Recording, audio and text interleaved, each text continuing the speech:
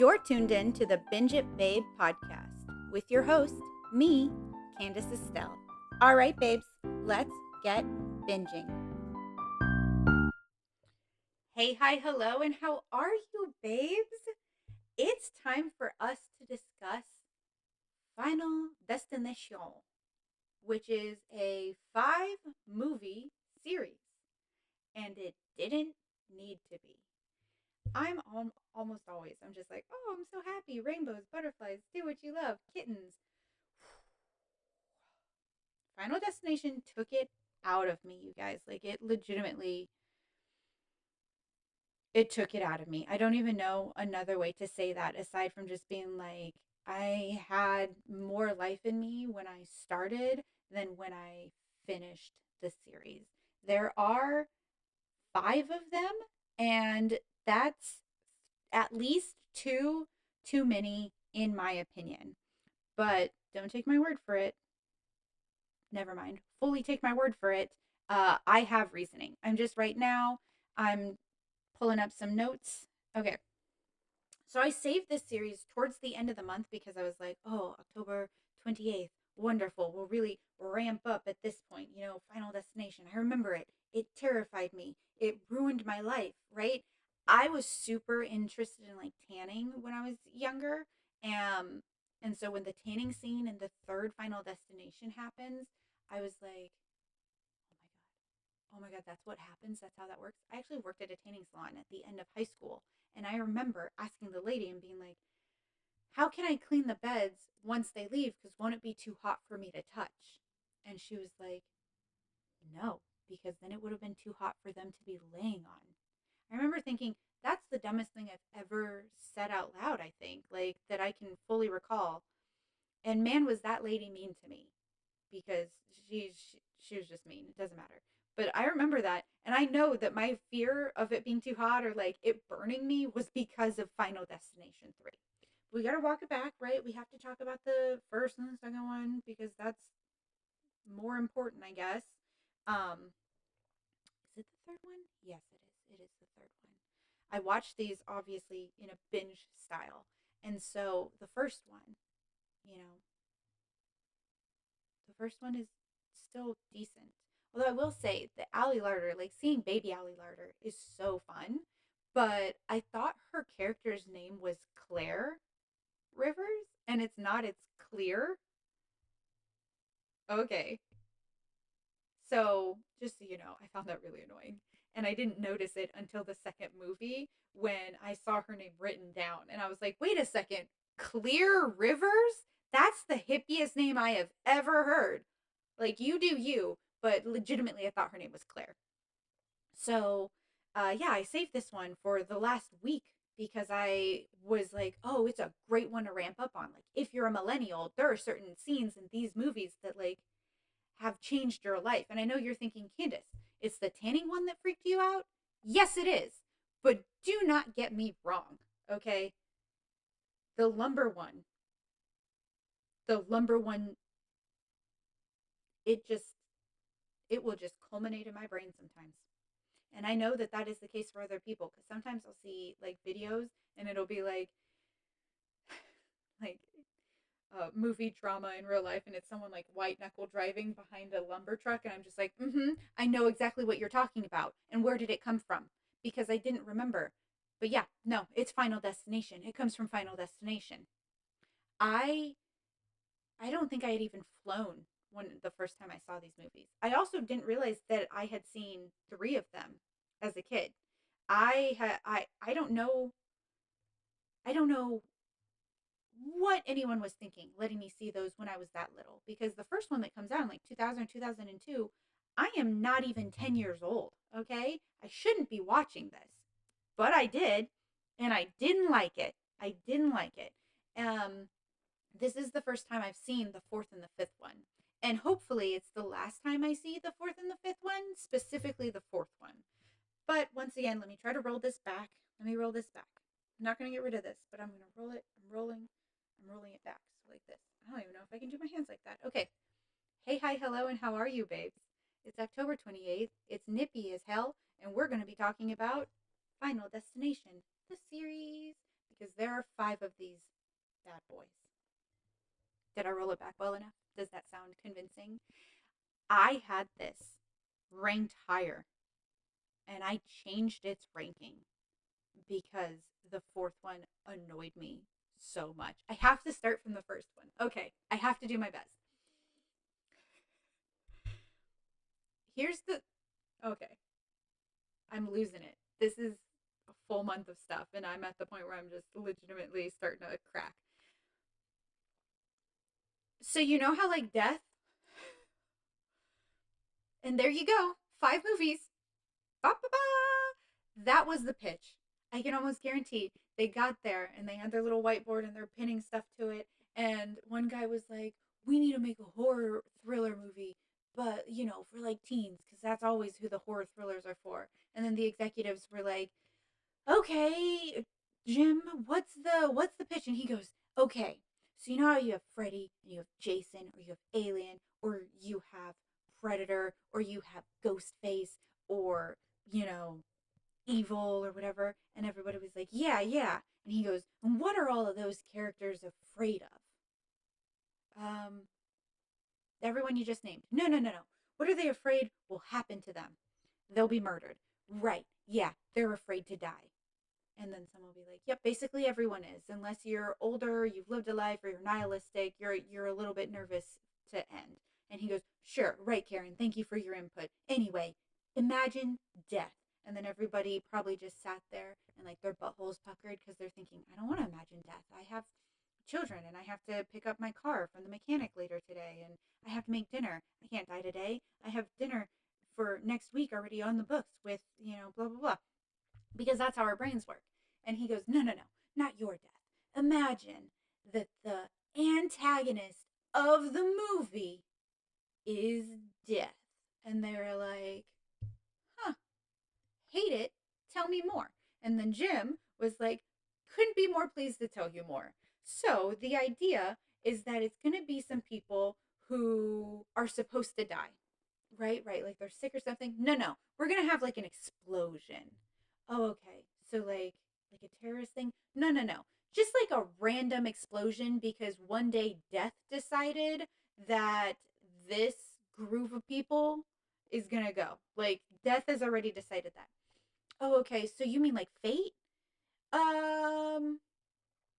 I mean kind of like fate, but like death, because fate doesn't sound as scary. And it's like, if you're fated to die, that could be scary.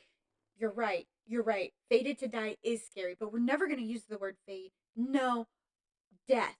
And we're going to call fate like death's design, actually. Ooh, I like that. Write that down. Death's design. Yeah. Um so death is going to be like, "I want to blow up a plane, because that's how that works." Right. Okay. So it's the design. Yeah, it's the design that the plane's going to blow up. And death is this like all looming thing that literally obliterates everything in the known universe, right? And then everybody's like, existential dread, crisis. And he goes, "I'm right. Don't worry about that. Don't write that one down, intern." And then Jim goes, "But what if there was a foil to death's design?" And then someone's like aluminum? And then you go, "No, you're fired. A foil is something that like gets in the way of a plan, right? It's the wrinkle. It's the thing that stops the plan from going as the plan is planned." And then Jim goes, "So what if this foil is like this 17-year-old kid named Alex?" And they're like, "Uh-huh." And he goes, "Don't worry, he's a white guy because it's early 2000." And they go, "Yeah, of course he is. Um, who else could it be?" And then he goes, "And like, what if Alex gets to see all of the death that's about to happen because he's on the plane and he would die, but he'll be one of the last people to die from the plane exploding midair." And they're going, "Uh-huh, yeah. So like, what if you got to see all of that happening and then you die? But as soon as you die, you come to, and it's about 5 to 10-ish minutes before the thing happens." And then everybody goes, "Well, I would probably get off the plane, right?" And then you go, "That's right. You and maybe some other people get off the plane." And they're like, "Okay, yeah. But now you've cheated death." Okay. Well, death doesn't like to be cheated. You've messed with the design. So now what we're going to do is death is going to be like, well, I know how you were supposed to die, and I know the order you were supposed to die in, and I'm still going to do it. But this time with more pizzazz. You don't just get to be exploded. No, no. You get to like be impaled or decapitated, and there's going to be blood. Write that down. We need a really big budget for blood. What kind of blood? Any blood, as long as it sprays. Spray it everywhere. Everyone needs to have like their allergy panels tested because if they're allergic to cornstarch, this is not the set for them. Got it. Cool. Okay, intern, write that down. Needs lots of blood. This movie will be gory. Oh, for like any reason? It's great. Just make it super gory. Every time someone dies, add twice as much blood as possible. Like, if our bodies only have 10 ounces of blood, and I know it has more, don't worry, or maybe less. Who's to say? I'm not a doctor, obviously. Let's say that it has 10 ounces of blood. Every single time someone dies or gets hurt, we're going to need 20 ounces of blood. Do you understand me? I want it to seem like a scene from The Shining. I want Carrie to feel like she got off easy. Cover everything in blood, cover everything in guts. Don't forget, we're going to need a sausage um, budget. Write that down. Blood budget, sausage budget, and then like that's actually going to take a lot of our budget. You know what? Don't forget that we are going to need a lot of special effects, intern. Intern, write that down. We're going to need a lot of special effects. So put that we're going to need CGI, but that's third on the list. It's third on the list. And by the fourth movie, it's about seventh on the list. So don't forget. Um, and then everybody's like, we love this. And he goes, yeah, because Death wouldn't like being cheated, right? You've gotten away from the design that it had put together, which means that it's going to come after you because you're not supposed to be alive. And it's like this butterfly effect thing. And then somebody in the back room, let's call her Sasha, and she goes, excuse me, why would Death let you have the vision to save yourself and the other people if all it wanted to do was still kill you in the same order? Where's the logic behind that? And then Jim goes, that woman's fired. And then nobody questioned that ever again for the next 15 years that these movies came out. And that was a lot. That was a legit rant that I just went on. Wasn't expecting it. Glad you were here. That's what happens though. Okay? Do I like the concept? Yes. But I would have loved something more, an explanation as to why Alex or the subsequent others get the visions, get the feelings, why? Why? Is someone or something trying to intervene with this personification of death? Or does death just get bored sometimes and so it wants to kill us in bananas type ways? That's never explained, and that's what annoys me the most. In fact, in the first movie and the second movie, it is the only thing that annoys me because I'm just like, but why? Pourquoi? You know? What's the purpose? What's the porpoise if you're in the ocean? You know? I love the idea that death is what's coming for you because that's really what you boil down any horror, thriller, murder thing down to, right? Death is coming for you. It just depends on in what way. And in this franchise, it's just death, but death gonna make it real bloody, real gory, real graphic. And for the first one, I was living for it, okay? Living for the death moments, which is bananas. My favorite part of all of these movies is within the first like 5-10 minutes where you get to see all of the deaths happen already, and it's ridiculous, it's gory, it's gaudy, it's bloody everywhere. Love it. Can't stop laughing. Don't worry, I do go to therapy sometimes. Um, Silly. The first one, I'm more okay. The first one, the plane crash, and it's like, oh, and I remember being like, what? Because I don't really remember watching this movie. I know I did because I'm scarred and I have damage, but I don't remember. Okay, so the whole time I'm just like, oh, what's going on? What's about to happen? Oh no! And then he zooms out, and I remember thinking, I hate when things are dream sequences, right? I think that's the other reason they did this movie because they were just like, how everyone hates when the explanation is that it was all a dream. What if we started like that?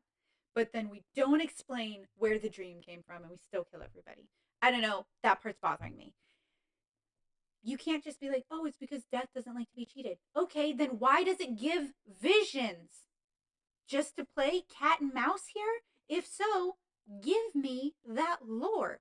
Literally one line in any of the five movies where the creepy black guy, which by the way, why did every, man of color in this movie just, aside from, I think, what was that one, the fourth one at the racetrack? But like you have the creepy mortician guy, and then he comes back in the fifth one. I don't think he's in the third or fourth one. He's definitely in the first two, and then the last one. Yep, yep. Um, in the second one, you have uh, a gentleman who's just his characters. They're all, you know what? They're all batty. Whatever. They're all crazy. But the mortician guy, like, he's giving explainers. That doesn't like to be cheated. Okay, did I miss it? Or at some point, could he not have just been like, and sometimes death likes to play around with its prey? Cool. That would have solved it for me. I know that you're supposed to suspend disbelief when you're watching stuff, and for the most part, I can do it. But then this was like 8 straight hours of it, and at some point, and apparently forever now, I'll just be like, but why? Why? Why give anyone an ability unless it's pre-established that this person has always had an ability, which it never is? Then you could be like, oh, okay, they're sensitive, and that's their life. No, no, special situation. So a moment for me to cool off, I guess. The first one I fully enjoyed, right? I was like, great, keeping it at 18 because that's a good ranking for this. These are solid. These literally permeated the millennial soul, for a straight decade. And, people are dying. Like by the time Sean William Scott dies, I legit was like, oh, like that, like a dork. Okay. And they're like, oh, if it skips us. And I love that Death was like, oh, yeah, we can play a little ring around the rosy, but I'm still coming back around, like duck, duck, goose until no one's left to be the goose. Um,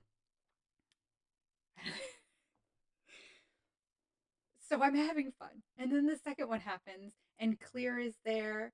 And I was like, Clear, that's Banana's name, but okay. And I kind of try to let that go, but I can't because my brain has thought for like 20 years that her name was Claire. Um, and then they're beating it, and then they don't beat it. And I remember being like when Clear explodes, I remember being like, oh, and like I'm having too much fun at this point. Okay, it's all downhill from there. And also, they don't explain it. But do the two people that survive, the cop and the girl who had the vision in the second one, do they survive? Survive? It's just kind of open ended. I hope they did because you know what? Lots of people be dying in lots of crazy ways. I think the other problem with these movies is aside from maybe a character or two, no one is likable. Like I liked Clear enough and I liked Alex enough, but like everyone's kind of annoying and they get worse. So by the third one, it's the roller coaster one. Okay, you have the first one. The first one's the plane. The second one is the one that haunts millennial minds and drivers, and that is the lumber truck that just, you know. And then the third one is the roller coaster one, and that one confuses me because the scene where everyone dies is so long, and I never am on a roller coaster that's that long. And honestly, that's frustrating to me, and that's where my brain went. So you already know that you've started to lose me.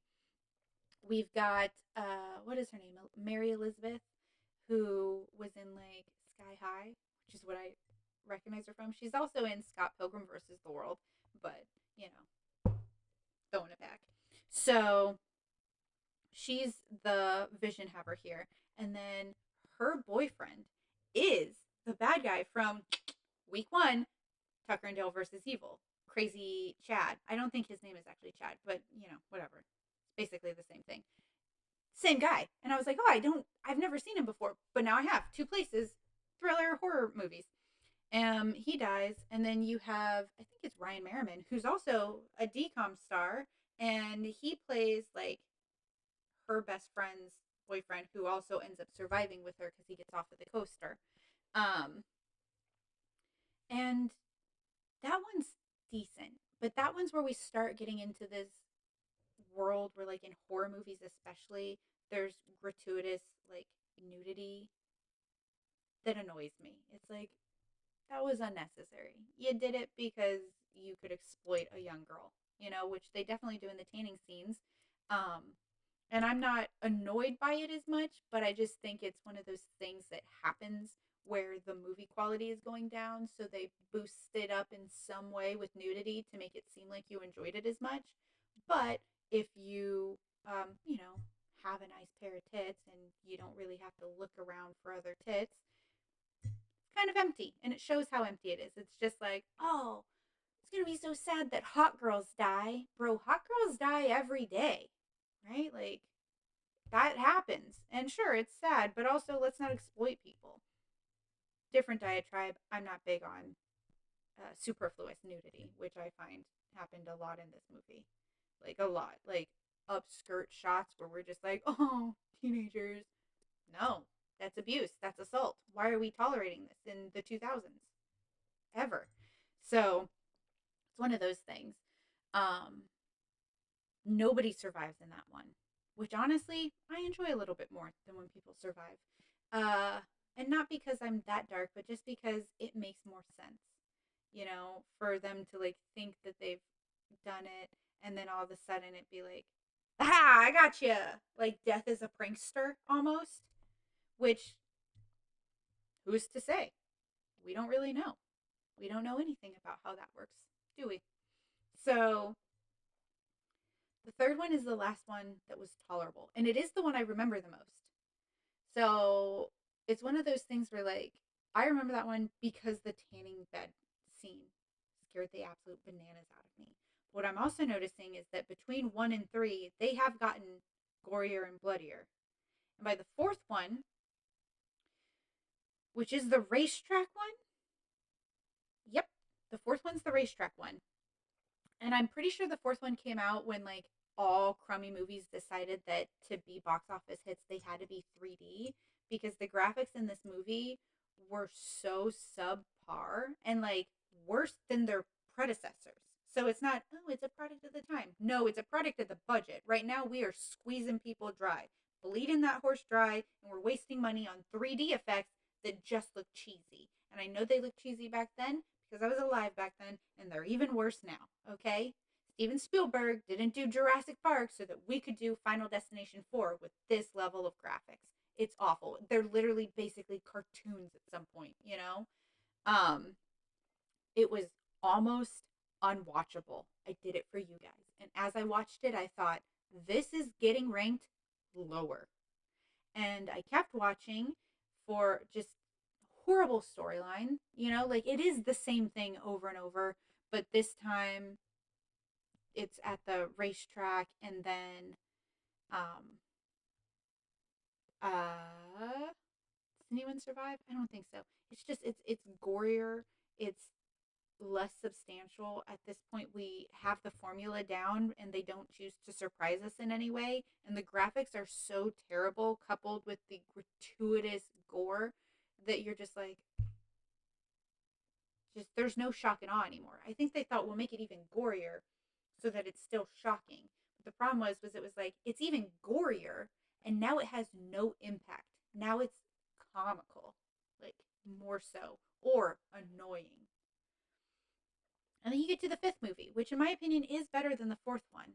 And the fifth one is at a work retreat that happens. A bridge collapses and they're in a bus. So you've got the plane crash, the lumber truck going askew, the roller coaster, the racetrack catching on fire, and then the bus plummeting bridge situation. In the other movies, they discuss the plane crash, the plane 180 thing that happens. And they're able to discuss how like Alex figured it out and he had said he's cheating death and blah blah blah. And in this movie they don't discuss that at all. And then, we get through all of the deaths, and it's very early on, that the main guy, the guy who gets the visions, is like, yeah, I'm considering taking this, this cooking job in Paris. And in the first one, they were flying to Paris. And it was at that moment that I was like, aha, the tie in, the link here. So I wasn't as surprised with the final twist. Also, I had watched them back to back to back to back to back. So it was way more fresh in my mind how that happened in the Paris thing. So keep that in mind if you didn't put that together. It's weird that I did. But as soon as he was like, I was going to maybe fly to Paris. And then at the end of the movie, him and his girlfriend, who happened to make it, are, you know, um, like headed to Paris and they're getting on the plane. And they've got their headphones in. And then all of a sudden they're already flying and he gets the vision the plane's going down. And this is what's confusing to me.